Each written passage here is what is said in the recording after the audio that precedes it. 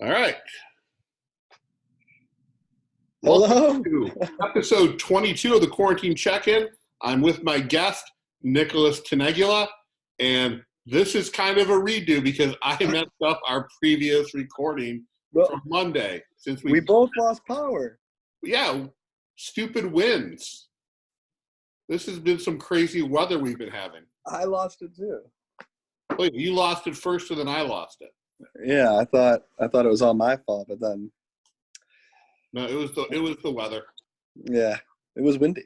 It was very windy. It was snowing yesterday. I know, it was weird. Who knows what's happening? I have no idea what's going on. The world is all messed up. It is. It's the worst timeline. You know, it's the darkest timeline. The darkest timeline, yeah. Yeah, I don't know how I've been so unlucky to get stuck in this one. That's why I have the mustache now. My little dirty dirt stash. It's a team stash. Yeah. You're that guy who grew his first mustache, and you think it's going to get you laid. No, I just want people to know, not have any questions that whether or not I'm a guy or a girl. It's okay. I think they can figure out that you're a guy. you don't have that shapely figure. Just to make sure. I got an hourglass body, baby. Dude, right now you look close to any elementary, middle, or high school. I do. Right now you look like somebody's about to go on Chris Hansen's To Catch a Predator. Yeah, no, it's a good thing I can't leave, Yeah, I'm sorry. And one more. You look like the kind of guy who stands on the back of a sanitation vehicle. Me? I've always wanted to do that, though. Yeah, when I was a kid, I did too. Maybe. Yeah. Maybe I still can. Back in October, I met this comedian from New York named Roscoe Nash, and he was a sanitation worker before he was a comedian. Really? Yeah, and he tells some funny stories about it. Just finding dead bodies and stuff. Dead dogs. What? Yeah, people throw their dogs away in New York. It's crazy. It's okay to flush fish down the toilet, but you can't throw your dog in the garbage. Yeah, you have to take your dog. You have to take your dead pet to the vet to have them dispose of it. Oh, because in New York they don't have any backyards to bury their dogs in. Some people have backyards. Not in Manhattan. I don't know what borough he was working. Could you imagine going into a New York City apartment and there's a common garden area and someone was just having a funeral for their dog? That would be weird. That would be weird. You wouldn't be into it? I don't know, man. I used to live in New York. Actually, it wouldn't surprise me because New York was fucked up. Yeah, that doesn't sound surprising at all. Yeah, it's the one place I would never want to live. Oh, you're saying that doesn't sound surprising. Okay. I see what you're saying. Nothing in New York surprises me. Nothing there. Some real characters. Man, that place fucked me up more than any other place I've lived. Really? I developed a really bad germ phobia from living there. Makes sense now as well. Yeah, I found a dead body on the subway. Or more appropriate, I was sitting next to a dead body on the subway. He was just weekend at Bernie's in it, going to his next stop. No, it was weird. He was sitting in the middle of me and this other girl, and he kind of fell over onto the other girl, and she started screaming, and then I started freaking out. Jesus Christ, that is bizarre, dude. Do you think I could make it in New York City? I think you can. I think you think I can? With that dirty. I think people would be really mean to me, and I don't know if I can take it. With that dirty team stash, I can see you down Broadway. I don't know if I have the backbone for New York City. I didn't have the backbone. I was gone within 10 months. I feel like I'd be the guy in that kept getting cut in line but never say anything. And then after 300 people, kill everyone. No. No. Actually, I hope you do kill everyone in New York. Because I would have this footage and I could make a shitload of money off of it. I won't. I won't do that. I've never been to New York City. I would really like to go. You should. You should. I mean, everyone should go there. It's a great place to visit, but it's a hard place to live. That makes sense. It's just a different world. I do want to do comedy there. Yeah, that'd be really fun. Let's go together. Sure. Once all this goes back to normal, and we can be in place with 5 people at a time. I'm gonna hold you to it. I will show you this clip. I'll be like, you said you'd go with me. I will definitely go. Yeah, I will definitely go. So let's talk about comedy. Okay. Let's do a repeat of what we talked about in our damaged tapes. I'm gonna be honest with you. I don't really hardly remember half of it. Good. So let's talk about what made you want to start doing comedy. Well, I'm not good at much else. I liked being the class clown at school, I guess. I never thought I was allowed to do comedy until I was basically forced into doing it. But I mean, my heroes were like Jim Carrey and Adam Sandler and Mike Myers. Like as growing up, I had 3 brothers, so it was like kind of like a, who can be the funniest all the time competition going on. Well, I do know something. There is still a competition with your brothers and you and me, but I am your brother's favorite comic.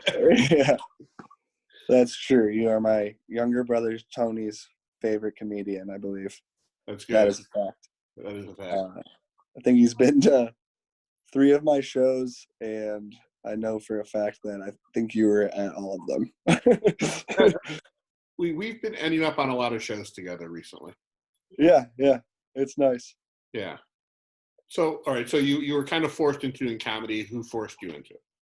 Sam, my friend Sam Silverstein, wanted to start a charity show, and then was basically like, "Hey, we were in video class together in high school, and he was like, you were funny. I know that we both just dropped out of college.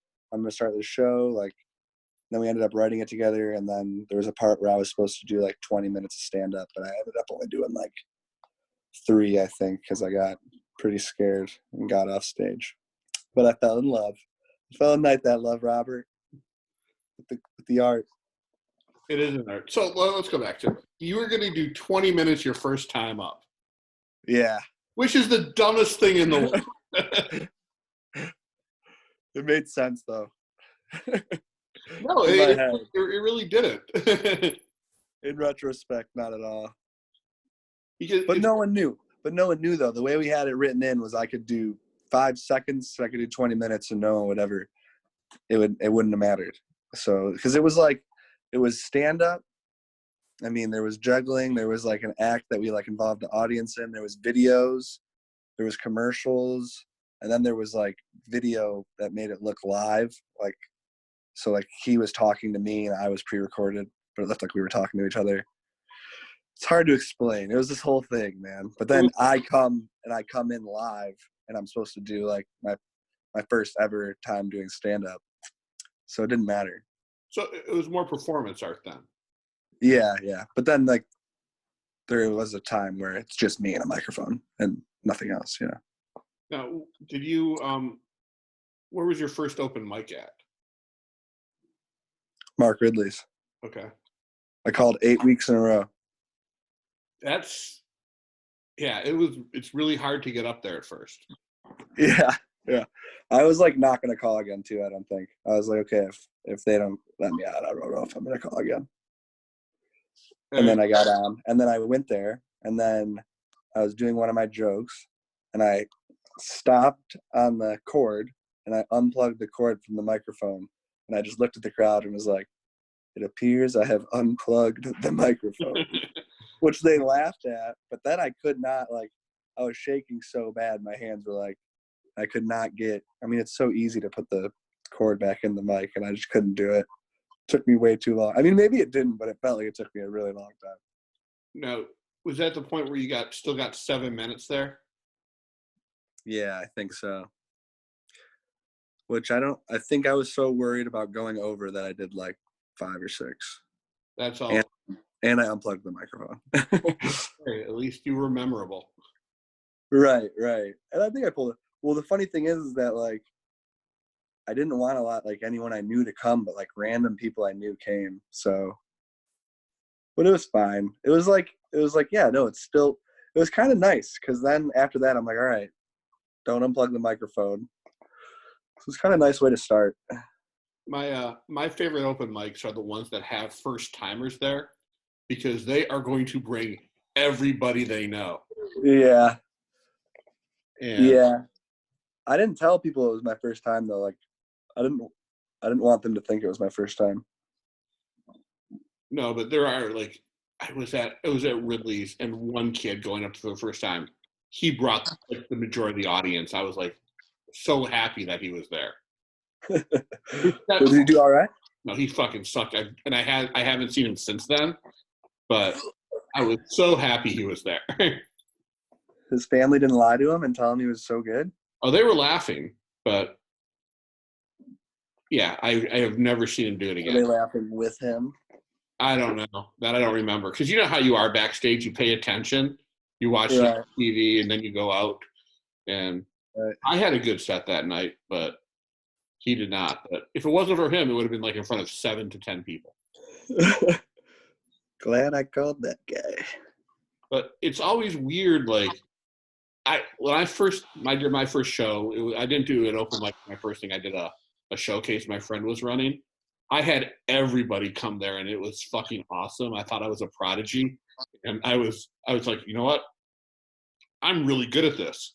Then 2 nights later, I went to that place's open mic, and I fucking bombed. Like, you were like, wait a minute.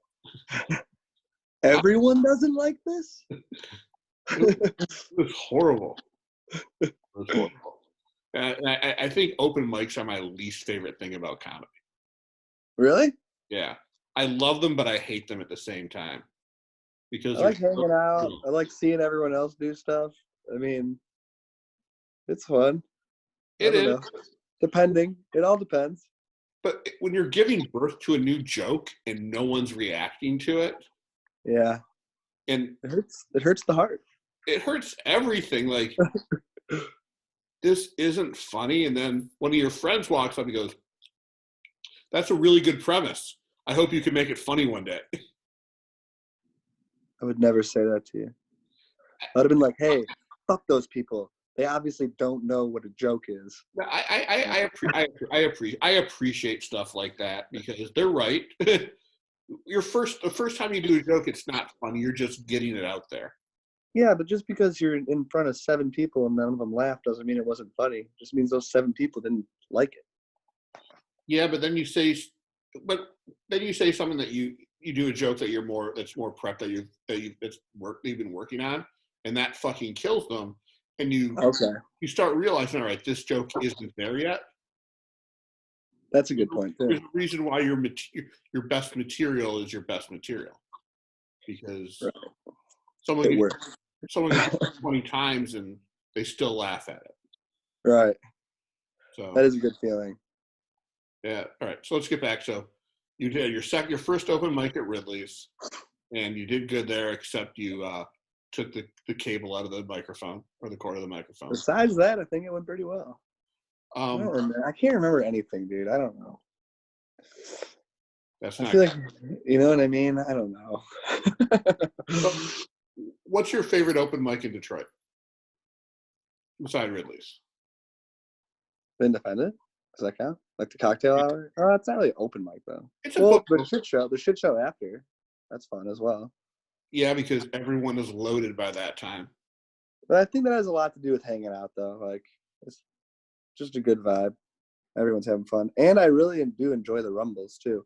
But that's not really an open mic either. But just because there's so many comics there, I think those are the fun times when everyone's just around together. The Rumbles are great. I wish it would be really cool afterwards, like we all go out for breakfast. Yeah.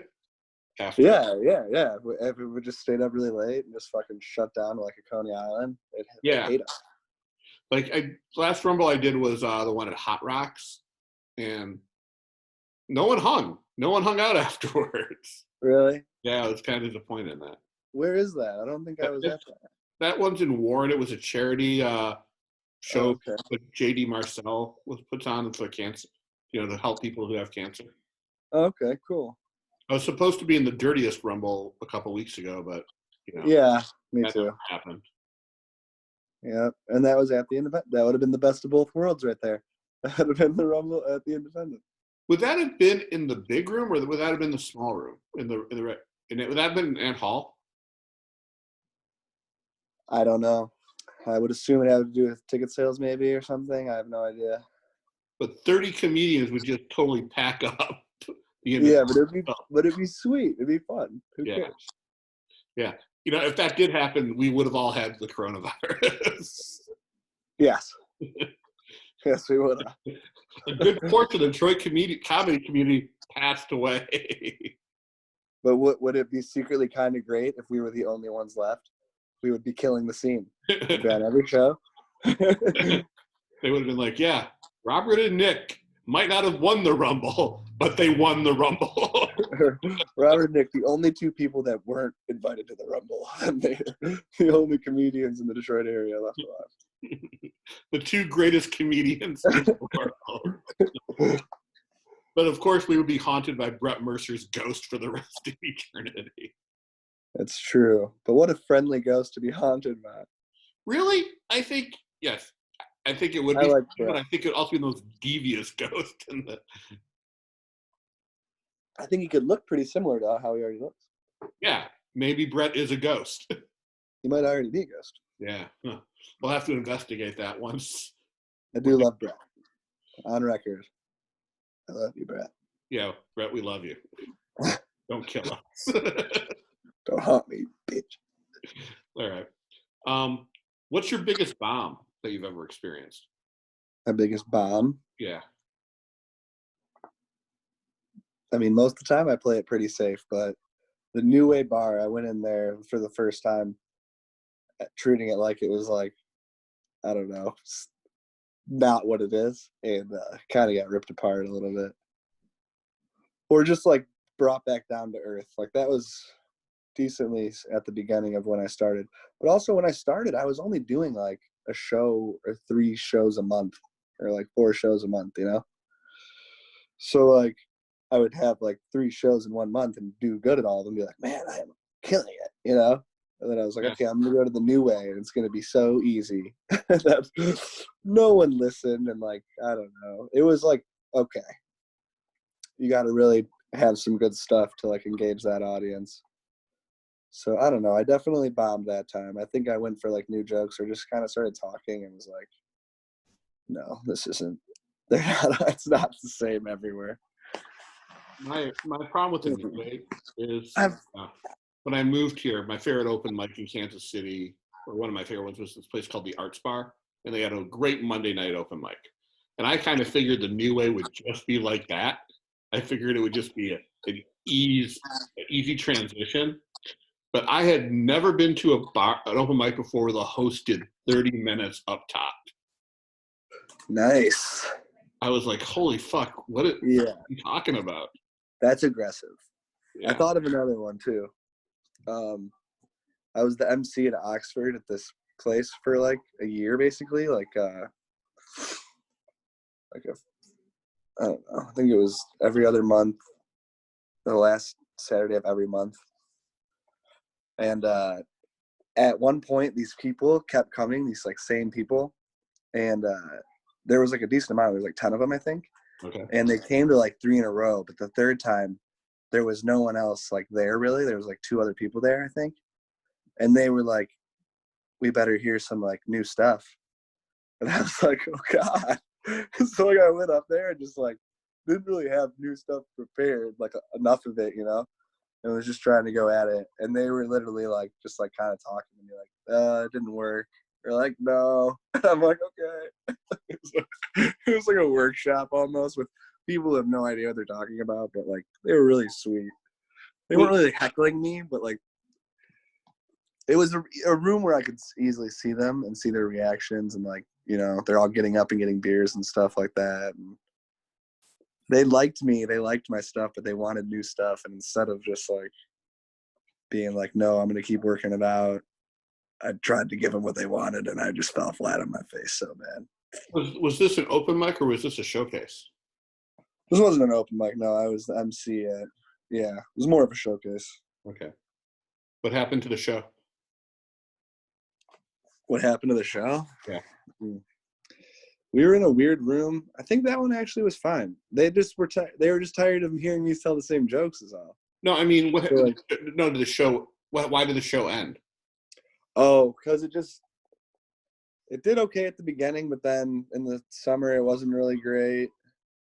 I mean, it's in Oxford, so it's like around a bunch of lakes and stuff, and I just don't think they were promoting it well as far as I was told, because it was cool. Like there was a lot of big people that came there. Like I got to, like Bill Heidelbrand would come, and Bill Bouchard came, and like a bunch of those guys. Like it was cool. I got to meet a lot of people. Ziggy Collette, and, that's where I met Alan Black, and it was fun.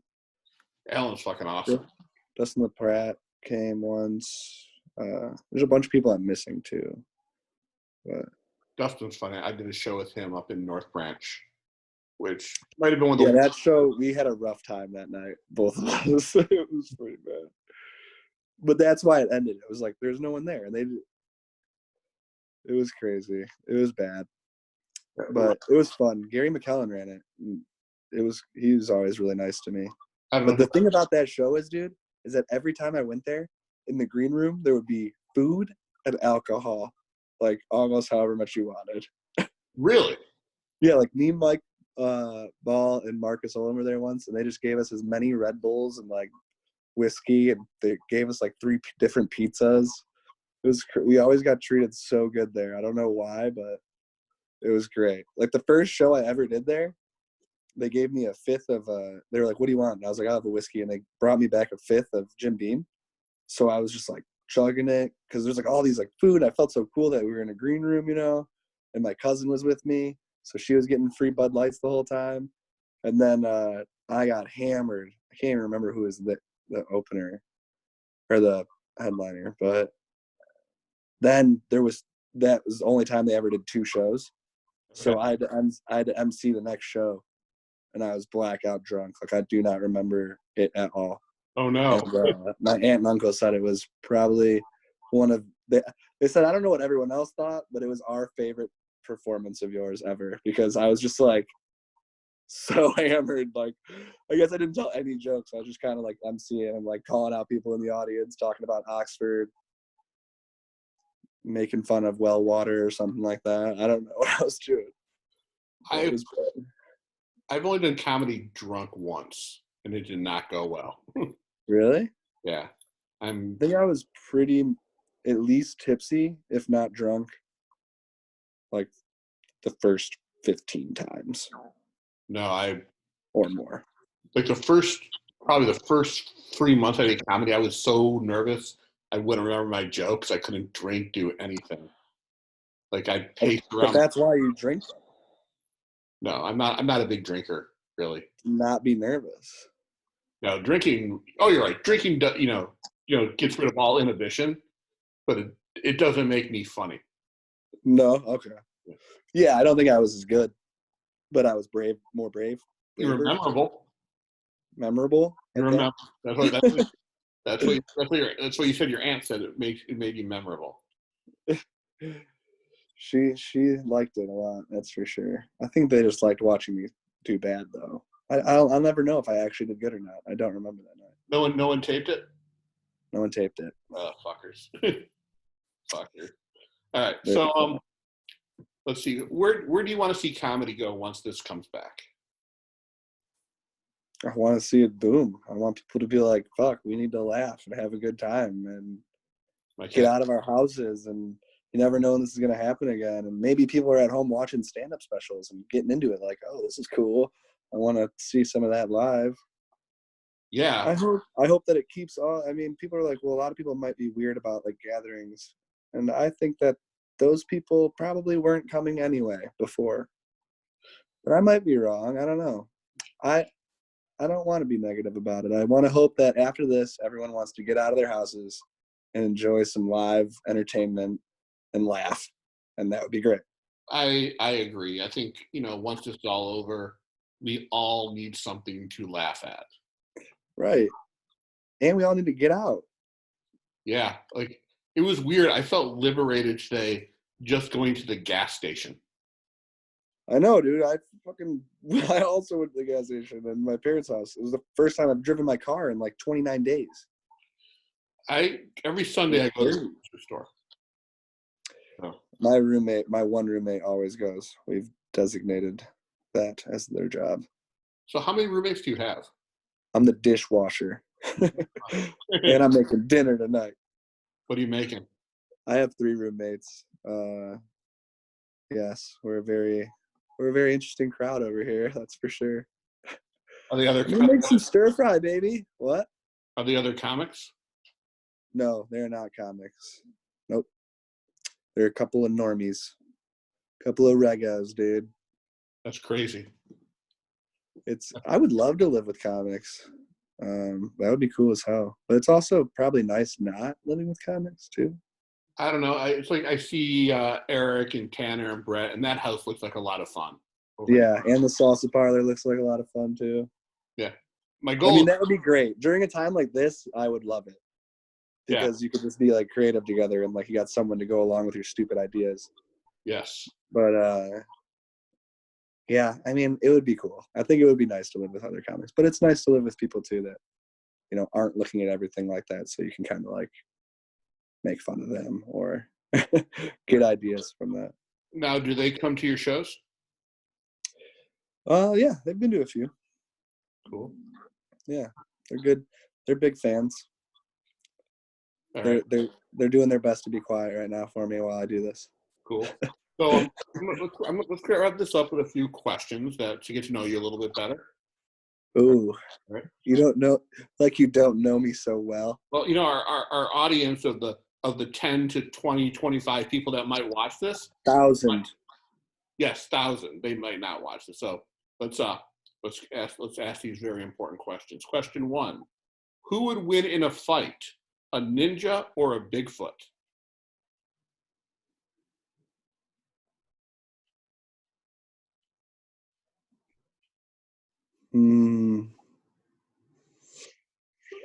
Does the Bigfoot know any karate? I don't know. It could. I mean, I don't know what the skills of a monster is.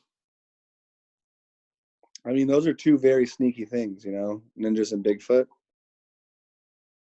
Because I've seen ninjas. You've never seen a ninja. Because a ninja, the only time you'll see a ninja is right before they kill you. And same thing. I'm gonna go ninja based on intelligence and mobility.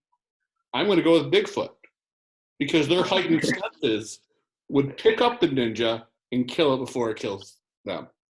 I think blow dart, asleep. All right, maybe. I'm still gonna stick with my answer. Okay. Bigfoot has a big Achilles heel. True, but it's also really strong. And I see what you tried to do there. That was not funny. All right. That was not funny. Favorite Britney Spears song? Toxic. Easy. Next question. Okay. Least favorite Britney Spears song? Probably. What was that one? Isn't there one like about a zoo or something like that?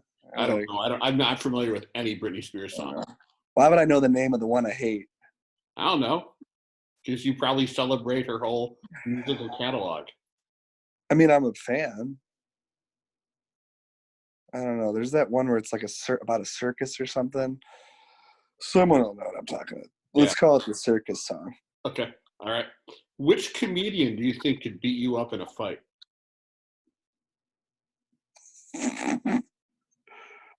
Which one could? Yeah. I'm sorry. Which local Detroit comedian could beat you up in a fight? Oh. I don't know. I'm pretty feisty, Robert. I don't know, man. Let's see. Oh. Louis. Michael. Yeah, Louis could kill all of us. I don't even feel like bad about saying that. I feel like that's just a gimme.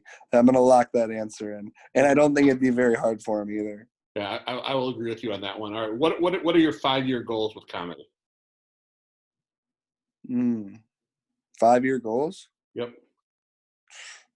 Probably to do some sort of album, and to definitely headline. I mean, in 5 years, that'd be cool. I don't want much, you know. I mean, yeah. I mean, I'm gonna shoot as high as I possibly can, and see where it goes. But I mean, I would love to get out to LA and New York and perform there, Chicago. I haven't done a lot of stuff in other states, only a few. So, yeah, that. To be the greatest comedian of all time. All right. We'll have in 5 years. We'll have to fight over that position. That'll be in the 4.5 year. Cool. How long have you been doing comedy? Like 4 years, 4.5 maybe. I don't know. I don't know time frames. I don't remember anything. That's funny. All right. So I have become a big fan of reading Craigslist misconnections while I've been in lockdown. Misconnections? Yeah. So what's that? It means you might have seen someone and wanted to talk to them, but you didn't, or you're searching for something. Okay. I'm going to read one to you, and if you could make a joke or a funny comment off of it, that would be great. I will do my best. So let me tell you, this one's going to be easy, okay? Yeah, well, now it's not going to be. All right, this one's from Cleveland, Ohio. The headline is Scat Fetish. Any girls out there into scat? I'm a 29-year-old clean and attractive single white guy who's looking for a girl to shit in my mouth and me as a personal human toilet. Serious replies only! Exclamation point. I mean, the fact. Oh, did you just lose me? You're there. Okay. I mean, in this time with no toilet paper, that might be the right move. If they're gonna lick it, is he gonna clean it up after? Is it like a bidet, a boy day? Before he said shit in my mouth, I was hoping that you were just gonna keep saying scat, because it would have been funny if someone came over and was like, scat diddly, and he was like, oh no, I'm sorry, that's not what I meant. right there, that's kind of infringing on a Dan Turco joke. Oh, is it? I don't know. You know, his least favorite kind of jazz is scat, and it's also his least favorite kind of porn. Oh, I think I have to. Yeah. That's a great joke. It is. It's a hilarious joke. I'm gonna stick with the boy day. What I am concerned about is where he says he is a 29-year-old clean and attractive single. Like I use the word clean. How can you be clean and into scat, which is the messiest of all sexual fetishes? Well, I mean, when you get shit on yourself, you wash it off pretty good. Like if you got shit on your hand, you'd probably wash your hand better than you had if you didn't have shit on your hand. So maybe he stays very clean. Also, he's probably lying. Yeah. I have never had the urge to shit in anyone's mouth. Do you think I don't know. Do you think because when I go to the dentist, since I smoke, or when I first started going when I was younger and I had smoked, they knew, you know, and I was like, oh shit, they know, because I was like 14 or 15. I didn't want my parents to know, but they were like, we know you smoke because we can tell. They were like, do you drink coffee? And I was like, no. And they were like, do you smoke? And I was like, no. And they were like, well, you do one of them. So I wonder if if that guy goes into the dentist, they're like, you drink coffee? He's like, no. They're like, do you smoke? He's like, no. They're like, do you eat shit? Because there's definitely some tinting going on here. You know, there's a little bit of there's something happening. Can you imagine? There's some browning. There's some browning on your teeth. Can you just imagine waking up one day and goes, I've done everything sexually in the world except shit in someone's mouth. Yeah. And then take that thought to Craigslist? Yes. How much was he offering? Nothing. There was no money involved. Oh, okay. He was just looking for a girl who was into it. Fair trade. There was nothing fair about that trade. Someone with shit in their mouth. Are they shitting in his mouth or is he shitting in their mouth? He's shitting in their mouth. Because you really can't be clean to get shit in your mouth. Who's gonna do that for free? Oh my god! I don't know. And you know what? That might be a good place to end this, so we both will be. Yeah. Next. Of the night. Next. There's no next. That's it. We have. Okay. We have. I do remember one thing I had to tell you about, so that all your fans can hear it, and when my little brother watches this, he'll know that I didn't lie to him. He wanted me to tell you a couple jokes. I'll just tell you the one that I can remember. Okay, cool. I think it was funniest, and yeah. So this is a Tony Tenaglia original, and it's all right.